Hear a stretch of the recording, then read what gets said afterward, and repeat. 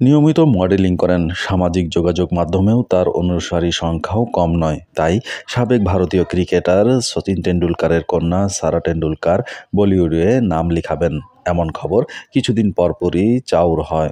এবার সারা নিজেই কথা বলেন প্রসঙ্গটি নিয়ে। সারা পরিষ্কার করে জানিয়ে দিয়েছেন তিনি মোটেই ছবিতে অভিনয় করবেন না। এই নিয়ে তার মনে কোনো দ্বিধাদ্বন্দ্ব নেই। সম্প্রতি ভোগ ইন্ডিয়াকে সারা বলেন, আমি অন্তর্মুখী, ক্যামেরা দেখলে ভয় পাই। যতই ছবির প্রস্তাব আসে আমি সব না করে দিই, কেননা আমি সত্যি বিশ্বাস করি আমি কাজের প্রতি সুবিচার করতে পারবো না।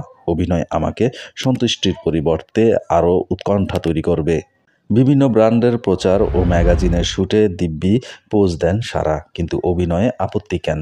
এই বিষয়ে বলতে গিয়ে সারা জানান, আমি ফ্যাশন লাইফস্টাইলে কাজ করি ক্রিয়েটর হিসেবে, কিন্তু কেবল সেই কাজ নেই যেটা আমার ঠিকঠাক বলে মনে হয়। সব প্রস্তাবেও আমি হ্যাঁ বলি না।